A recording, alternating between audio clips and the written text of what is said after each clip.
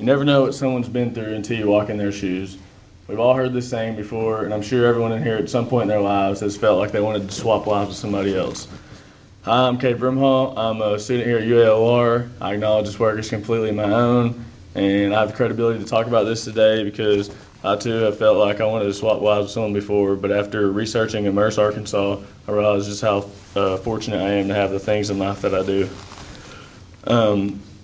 Kids just like me and you all across America are not given a fair chance at life every day. And I want to talk to you today about a nonprofit organization, Immerse Arkansas, who strives to give these kids the fair chance in life that they deserve. First, I'm going to talk to you about the mission and the volunteer opportunities that you can do for Immerse Arkansas. And then I'll talk to you a little bit about a couple communication concepts that can help provide a positive positive service experience. And then I'll share a foundational communication principle to improve my communication and ethical implication to improve my community. So first, we'll talk about the mission for Immerse Arkansas. The mission is to fill the gap in child welfare, support kids out aging foster care. But to sum it up, you can say their main goal is to support youth in crisis. They use this term youth in crisis because there's such a wide variety of situations and backgrounds that these kids have come from and grown up in. You know, some of them may be runaway teens, some of them are kids out aging foster care, some of them are victims of sex trafficking, abuse, and so youth in crisis just kind of sums it up in all, like any youth that needs help, they can come to Immerse for support.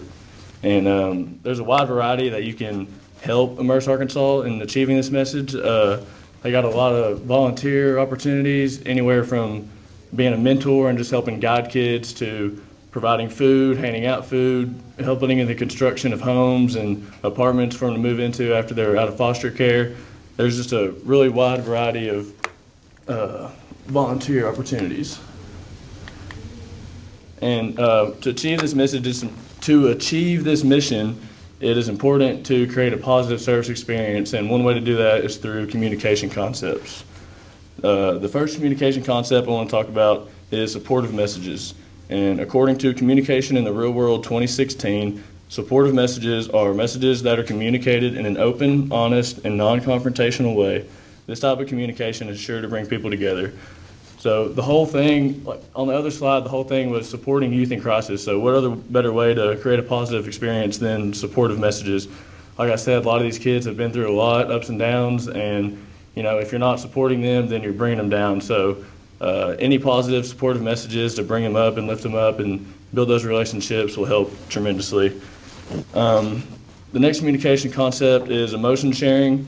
According to Communication in the Real World 2016, emotion sharing is communicating the circumstances, thoughts, and feelings surrounding an emotional event. Like I just said, all these kids have been through a lot, and some of them might not be wanting to open to talk about those things, but if you're able to share one of your own experiences with them and open up with them, then it can help a lot in building a strong relationship and helping them move forward.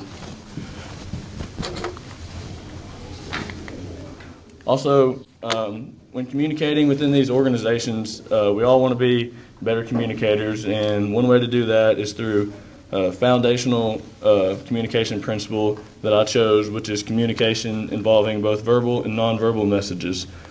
According to Gianfronte 2023, communication involving both verbal and nonverbal messages is all behavior that has symbolic potential. That includes the words we speak as well as our vocal and non-vocal actions.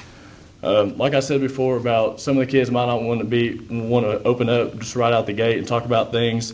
It's important that we can read their facial expressions and body language, because you don't want to approach somebody who's not ready to open up about something and try to force them to do so. So you want to know how you can approach people in different situations, and I think that could really help within the Immerse Arkansas.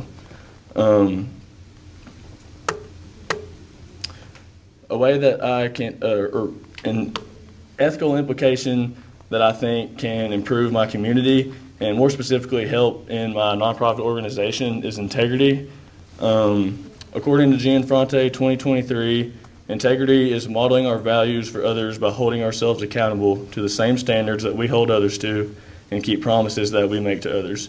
Obviously, this can improve your community because if you're honest and you don't use the double standard and you're always doing what you say you are, then it'll make a better place. But specifically in my nonprofit, if you show up for these kids and you build a relationship, you can't just walk away. Your word means a lot to them once they've opened up to you, and keeping your word means a lot to them.